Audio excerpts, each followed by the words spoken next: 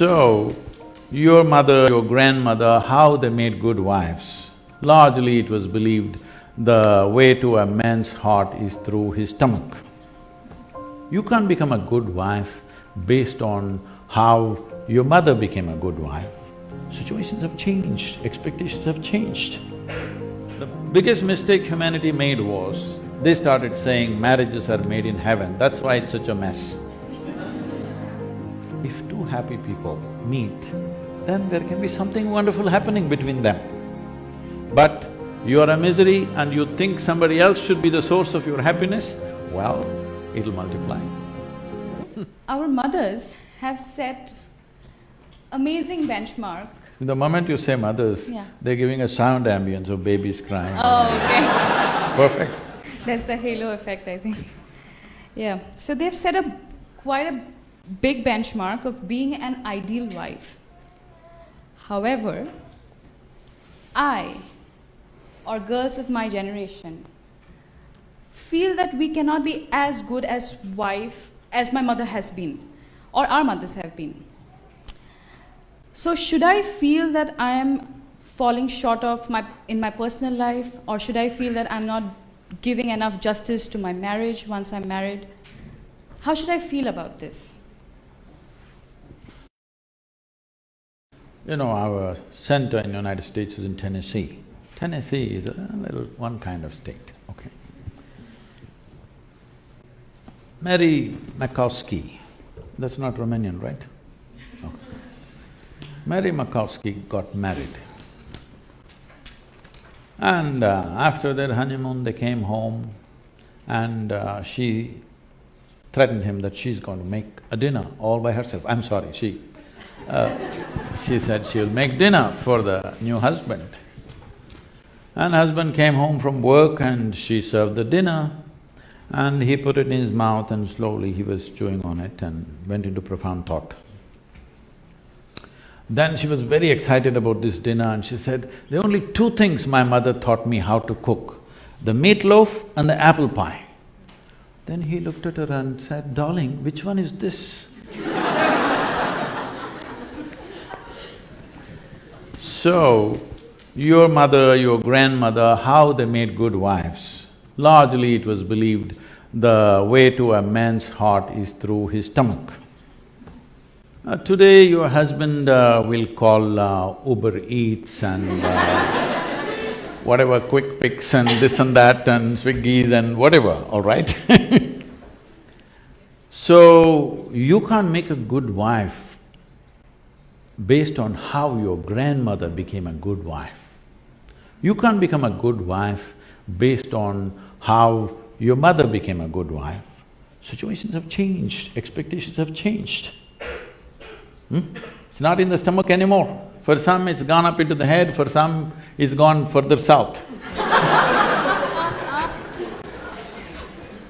Yes? So, you don't do that. Essentially, what a husband and wife means is, because you're not geared, most people are not geared, very few people in this world are geared to make this journey of life all by themselves. They're organized enough within themselves totally. They never feel anything missing in their life because they've made themselves like that. But most people need somebody else to lean on, either emotionally, psychologically. There are needs in a human being, physical needs, psychological needs, emotional needs, maybe social needs, economic needs, variety of needs.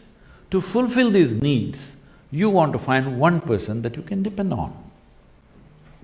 Because it's very difficult even to find one person with whom you can share everything that you have, your body, mind, emotion and works.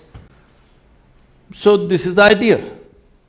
Formalizing it is so that every time you get some little friction, you don't fall apart, so little tying up so that things don't fall apart very easily, all right? Nothing else. The biggest mistake humanity made was, they started saying marriages are made in heaven, that's why it's such a mess. What's done here? If you see, marriages are made between us and we took responsibility for who we are, we could have made it work, but the damn thing is made in heaven. Not suitable here, it's because it's alien stuff. Everything is a mess because you think it's made elsewhere by somebody else. If you understand it's made by you for your well-being, to fulfill your needs and your purposes so that you can go through this journey of life with least amount of trouble and friction, then you would handle it more responsibly, isn't it? And according to contemporary needs, not how your grandmother did her marriage. You can't do it that way because expectations and situations have completely altered themselves. So, if you hold somebody who is your friend and who is your need, you must understand. You are in this relationship because you need. Maybe the other person also needs, but that's from their side. As far as you are concerned, you made this relationship because you need it badly, isn't it? If you understand and you're always grateful for this, that somebody is fulfilling all your need, you would handle it well. You wouldn't make a misery out of it. But now you think somebody else needs you, then you will make a mess out of it. You understand, you need it. Well, the other person also needs to understand he needs it. Now there is a cohesion. If you think, oh, you need me, so I'm going to exploit you. No, this is not about you squeezing happiness out of somebody or they squeezing happiness out of you. If two happy people meet, then there can be something wonderful happening between them. But you are a misery and you think somebody else should be the source of your happiness, well, it'll multiply.